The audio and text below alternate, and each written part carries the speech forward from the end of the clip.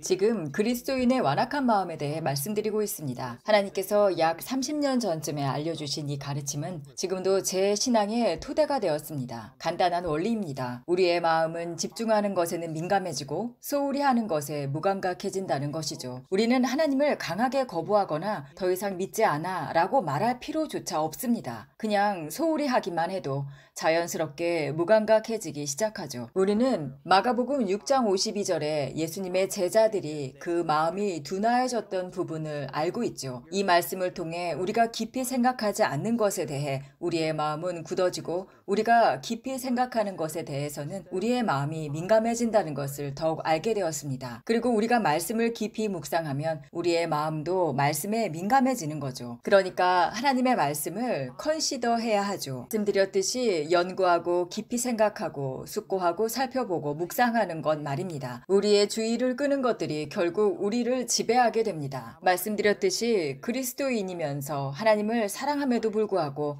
성경 구절을 잘 기억하지 못한다고 합니다. 저에게 와서 목사님, 저는 성경이 잘 기억이 나지 않아요. 소질이 없어요. 라고 말하곤 하시죠. 그런데 그분들이 관심 분야, 즉 역대 야구 선수의 타율이라든가 브랜드의 신상 이름과 가격, 좋아하는 축구 선수의 연봉과 이적 기록, 드라마의 줄거리와 대사에 관한 모든 것은 기억합니다. 그런데 성경은 기억하지 못하죠. 왜일까요? 마음이 다른 관심사보다 성경에 쏠려 있지 않기 때문입니다. 종교인처럼 되라는 것이 아니니 오해 없길 바랍니다. 이것은 기억력의 문제가 아니라는 거죠. 문제는 어디에 집중하고 마음을 쓰느냐입니다. 우리가 집중하는 것이 결국 우리를 지배하게 되고 무시하는 것은 점점 더 사라지게 됩니다. 그것은 우리가 성경을 완전히 거부했다는 뜻이 아니죠. 어떤 사람은 스포츠를 좋아하면서도 성경을 사랑하고 성경을 기억하죠. 이렇듯 성경 말씀을 마음에 간직하지 못하는 이유는 마음이 그곳에 없기 때문입니다. 나는 성경을 믿고 싶지 않다고 굳이 선언할 필요가 없어요. 그냥 집중하지 않으면 됩니다. 물론 아침에 15분 정도 짧게 큐티 시간을 갖는 것도 좋습니다. 하루를 시작하며 주님을 기억하고 그분께 의지해야 함을 상기하는 시간을 갖는 것은 분명 필요합니다. 큐티 시간을 가지지 말라는 말이 아니라 만약 하루 중 하나님을 만나는 시간이 15분 뿐이고 나머지는 스포츠를 보거나 공부를 하거나 일을 하거나 하나님이 없이 한다면 분명히 말씀드리는데 하나님보다 그 나머지 것에 민감해지게 되는 것입니다. 단순히 질 좋은 시간이 아니라 양도 중요하다는 말씀이죠. 히브리서 11장 15절에 아브라함과 사라는 갈대아 우르를 떠나라는 하나님의 명령을 받았습니다. 단순히 지역만 떠나는 것이 아니라 친척과 가족, 익숙한 모든 것을 떠나 새로운 땅으로 나아가야 했습니다. 하나님께서 주실 땅으로 나아가야 했던 것이죠. 그리고 아브라함은 결코 다시 돌아가려 하지 않았습니다. 저희가 나온 바 본향을 생각하였다면 돌아갈 기회가 있었으려니와 이는 생각하는 것과 시험 사이를 연결해주는 구문입니다. 떠났던 땅으로 돌아가는 것은 아브라함에게 유혹이었고 죄가 될 수 있는 일이었죠. 하나님이 가지 말라고 하셨기 때문이죠. 즉 유혹은 우리가 무엇을 생각하느냐와 직접적으로 연결되어 있습니다. 만약 유혹을 불러일으킬 생각조차 하지 않는다면 결코 시험에 빠질 일도 없지요. 지난 강의에서 말씀드렸듯이 오늘날의 그리스도인들은 역사상 어떤 세대보다도 더 세상의 각종 유혹에 노출되어 있습니다. 현대 기술 때문이죠. 증오, 동성애, 음란, 폭력, 탐욕, 교만, 기만, 저급함 등 온갖 악한 것들이 문화와 뉴스라는 이름으로 우리 주변에 넘쳐나고 있습니다. 이런 것들이 우리가 가진 모든 스트리밍 기기와 휴대폰을 통해 쏟아져 들어오고 있죠. 끊임없이 나쁜 뉴스와 가짜 뉴스, 선전, 심지어 뉴스라 부르기조차 민망한 선동을 듣게 됩니다. 빌립보서에서는 무엇이든지 참되며 무엇이든지 경건하며 무엇이든지 옳으며 무엇이든지 정결하며 무엇이든지 사랑스러우며 칭찬할 만한 것이 있거든 이것들을 생각하라고 했습니다. 그러나 오늘날 TV, 인터넷, 휴대폰, 뉴스 서비스를 통해 들어오는 대부분은 온갖 악한 이야기들 뿐입니다. 어제 무심코 휴대폰으로 뉴스를 보는데 어떤 사람이 가족들을 몰살시킨 사건이 올라와 있었습니다. 클릭하려다가 생각을 했죠. 왜 이런 걸 알아야 하지? 왜 타락한 사람의 마음을 들여다봐야 하나? 그래서 결심했습니다. 이건 참되거나 사랑스럽거나 좋은 평판을 가진 것이 아니다. 덕도 없고 찬양할 것도 없다. 나는 이걸 생각하지 않겠다라고요. 여기에는 원리가 있지요. 생각하지 않는 것에는 유혹받을 수 없다는 것입니다. 광산에 간다면 땅속 터널을 따라가야 합니다. 암석과 흙을 그냥 뚫고 갈 수는 없지요. 걸어 들어가기 전에 길을 파내고 공간을 비워야 합니다. 마찬가지로 우리의 마음속에 먼저 그 길을 파놓지 않으면 그곳으로 갈 수 없습니다. 잠언 23장 7절 대저 그 마음의 생각이 어떠하면 그 위인도 그러한즉 마음속 생각이 결국 할 수 있는 일을 결정한다는 사실을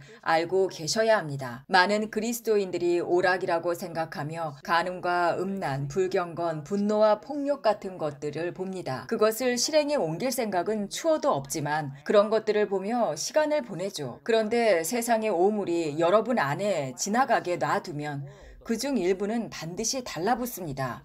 그리고 언젠가는 실제로 그런 유혹에 빠질 수도 있는 거죠. 생각하지 않는 것에는 유혹을 받을 수 없기 때문입니다. 하나님과 멀어지게 하는 그 어떤 것이라도 틈타지 않도록 우리의 생각과 마음을 세심히 지켜야 합니다. 제가 18살에 주님을 인격적으로 뜨겁게 만났죠. 기적적인 경험이었습니다. 저희 어머니는 제가 미쳤다고 생각하셨죠. 저는 제 마음을 버리고 하나님에게 완전히 마음을 바꾸기로 선포했고 하나님께 미쳤으니까요. 그때 하나님은 저에게 그리스도의 마음을 품도록 해주셨고 정말 하나님께 미쳐 있었죠. 어머니는 제가 다시 정상으로 돌아오길 바라시며 저를 스위스 베른에서 열린 빌리 그레이엄 목사님의 집회에 데려가셨습니다. 어머니는 저를 적당한 그리스도인으로 돌려놓기 위해 침례교 목사님과 다른 청소년 그룹을 제게 붙이셨습니다. 그렇게 첫 번째 밤 어머니와 우리 모두는 뉴욕에 들렸죠. 다른 친구들과 호텔방을 함께 썼습니다. 저는 텍사스 촌놈이었기에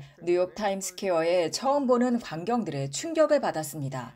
밤거리를 구경하며 돌아다녔죠. 갱단과 매춘이 난무하는 곳이라는 것을 알고 있었지만 저에게는 큰 관심이 없었습니다. 그것에 대해 깊이 생각하거나 연구하거나 숙고한 적이 없었어요. 제 마음은 그것에 대해 완전히 무감각했기 때문에 새벽 1~2시에 뉴욕 뒷골목을 걸어다녔습니다. 사슬 같은 것을 든 위협적인 갱단들을 보아도 그들이 저를 해칠 수 있다는 생각조차 들지 않았습니다. 저는 그저 다가가 복음 전도지를 나눠주고 주님과 관계가 있는지 물어보곤 했습니다. 그런데 제가 예수님 얘기를 꺼내자 그들은 마치 불을 켰을 때 바퀴벌레가 도망치듯이 흩어졌습니다. 그들은 저와 어떤 관계도 맺고 싶어 하지 않았죠. 그냥 도망쳤습니다. 새벽 1~2시 42번가 거리에는 수백 명의 매춘부들이 줄지어 서 있었던 것도 기억납니다. 들은 적은 있으나 저에게는 아무런 관심거리가 아니었습니다. 그래서 저에게는 문제가 되지 않았죠. 오히려 이 여인들에게 복음을 전할 절호의 찬스로 보였고 그래서 거리를 따라 내려가며 전도지를 나눠주며 복음을 전했습니다. 결국 매춘부들이 거리를 모두 떠나가 버렸습니다. 그러자 한 포주가 저에게 다가왔고 자기 여자 중 하나를 팔려고 시도했습니다. 그는 온갖 속어를 쓰면서 제게 다가왔지만 저는 너무 순진해서 무슨 말을 하는지조차 몰랐습니다.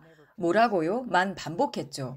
결국 그 남자는 포기하고 양손을 들어 올리며 고개를 절레절레 흔들고는 가버렸습니다. 아마 저를 조금 모자른 사람이라고 생각했던 것 같습니다. 그리고 저는 호텔방으로 돌아갔죠. 같은 방을 쓰던 친구들에게 이 이야기를 해줬고 그들이 설명해 주었습니다. 그 포주가 저에게 여자 하나를 사라고 했던 것이었죠. 저는 정말 몰랐습니다. 그러나 중요한 점은 저는 전혀 유혹되지 않았다는 것입니다. 우리가 생각하지 않는 것에는 유혹을 받을 수 없죠. 저도 물론 매춘에 대해 들은 적은 있지만 저와는 전혀 관계없는 일이었습니다. 저는 8살 때 거듭났고 그 이후로 하나님을 찾으며 살게 해주셨습니다. 매춘부들과는 어떤 관계도 갖고 싶지 않았습니다. 아마 어렸을 때부터 그런 이야기를 듣긴 했겠지만 저는 전혀 그것을 생각하거나 고려하지 않았기에 아무런 매력이 없었습니다. 물론 본인이 원치 않았던 범죄나 사건에 연루되어 불행한 고통을 겪었던 경우도 있습니다. 그것은 다음 시간에 알려드리겠습니다. 지금 이 시간에는 내가 자발적으로 유혹하는 마음을 조금이라도 품는 것, 유혹을 받게 되는 틈을 열어준 것에 대해서 말씀드리고 있습니다. 다시 말씀드리지만 우리가 생각하지 않는 것에는 유혹을 받기가 어렵습니다. 말하자면 제가 이를 악물고 매춘부들의 유혹을 이기게 해주세요 라고 애원할 필요가 없었다는 거죠. 아주 솔직히 말해 우리가 죄를 짓지 않으려고 그렇게 필사적으로 버텨야 하는 이유는 이미 마음속으로 그곳에 여러 번 가봤기 때문입니다. 혹은 그 일을 깊이 생각한 적이 있었기 때문이죠. 그리고 중요한 것은 그렇게 마음이 열리는 이유 중 하나는 하나님에게 반대하는 컨텐츠에 계속적으로 노출되었기 때문이죠. 음란한 이야기를 듣고 세상에 퍼진 온갖 성적 타락, 폭력적인 이야기, 이상한 이야기들에 대한 뉴스에 노출되었기 때문입니다. 생각하면 유혹받을 가능성이 생기죠. 그러나 생각하지 않으면 유혹받을 기회가 현저히 줄어듭니다. 로마서 4장 17절 내가 너를 많은 민족의 조상으로 세웠다 하신 바 그가 믿은 하나님 앞에서라. 하나님은 죽은 자를 살리시며 없는 것을 있는 것 같이 부르시는 이시니라. 여기서 바랄 수 없는 중에 바라고 믿은 아브라함에 대해 말하고 있죠. 상황은 절망적이었습니다. 하나님이 그에게 내년에 아들을 얻을 것이다 라고 말씀하셨을 때 아브라함은 99세였고 그의 아내 사라는 90세였습니다. 여자의 생리가 끊어졌다고 되어 있죠. 그럼에도 불구하고 하나님께서는 그에게 내년에는 아들을 얻을 것이라고 약속하셨습니다. 인간적으로 절망적인 상황이었고 불가능했죠. 그러나 아브라함은 그 상황 속에서도 희망을 품고 믿었습니다. 네 자손이 이와 같으리라 하신 말씀을 따라 많은 민족의 조상이 되기 위해서였습니다. 아브라함도 물론 실수를 했지만 그의 믿음은 약해지지 않았습니다. 그의 몸이 100세나 되어 죽은 것 같고 사라의 태가 죽은 것 같았어도 그는 그것을 고려하지 않았죠. 앞서 마가복음 6장 52절을 다룰 때 말씀드린 내용을 기억을 해보세요. 거기서 제자들의 마음이 완악해진 이유는 오병이어의 기적을 깊이 생각하지 않았다고 써 있습니다. 그들은 초자연적인 것을 고려하지 않고 오직 눈앞의 폭풍우를 어떻게 통과할지에만 집중했습니다. 우리가 깊이 생각하지 않는 것에 대해 우리의 마음은 점점 무감각해집니다. 연구하고 묵상하고 고민하고 집중하고 주의를 기울이지 않는 것에 대해 마음은 반드시 점점 굳어집니다. 성경은 아브라함이 믿음에 약하지 않고 강했다고 말하죠. 어떻게 그가 강할 수 있었을까요? 자기 몸의 죽은 상태나 사라의 죽은 태를 고려하지 않았기 때문입니다. 우리가 고려하지 않는 것에는 무감각해지고 고려하고 집중하는 것에는 민감해지는 것이죠. 아브라함이 100세의 아들을 얻을 수 있었던 열쇠는 무엇일까요? 그는 자기의 몸의 죽음도 사라의 태의 죽음도 고려하지 않았기 때문입니다. 여러분에게 질문해 보겠습니다. 만약 하나님이 여러분에게 말씀하시기를 여러분이 100세인데 아들을 주시겠다고 하신다면 무엇을 생각하실까요? 대부분은 즉시 이게 가능할까? 하며 의심하기 시작할 것입니다. 그리고 이런 일이 과거에 있었던가?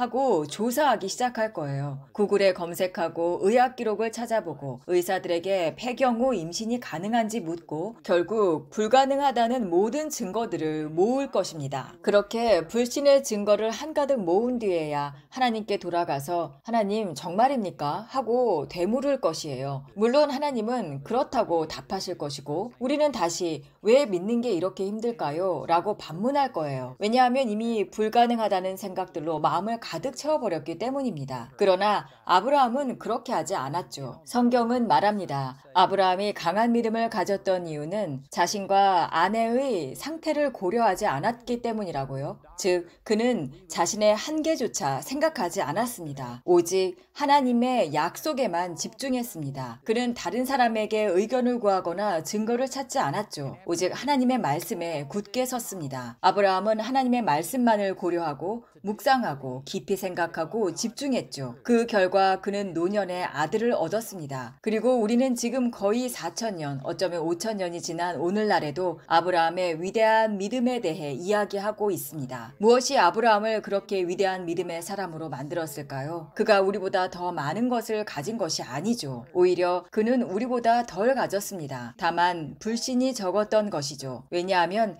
그는 세상의 다른 것들을 고려하지 않았기 때문입니다. 정말 강력한 진리입니다. 하나님께서 아브라함에게 하늘의 별이나 바닷가의 모래알처럼 너의 자손이 많을 것이라고 비유하신 이유가 있습니다. 아브라함은 현대인들처럼 집이나 인공 조명을 가진 생활을 하지 않았죠. 그는 텐트 생활을 했습니다. 밤이 되면 그 밖에 앉아 하늘의 별들을 보았을 것이고 매일 밤 별을 보면서 하나님의 약속을 떠올렸을 것입니다. 낮에는 샌들을 신은 발이 모래에 더러워졌을 테고 하고 매일매일 발을 씻으며 모래알을 떨구면서 주님의 약속을 떠올렸을 것이라고 생각합니다. 그렇게 밤낮으로 그는 내 자손이 이와 같으리라 는 약속을 상기했을 것입니다. 약속의 땅에 들어온 것이 75세였고 아들을 얻은 것이 100세였어요. 그러므로 25년 동안 그는 날마다 밤낮으로 이 약속을 기억하지 않았을까요? 물론 실수가 없진 않았죠. 그러나 그는 끝까지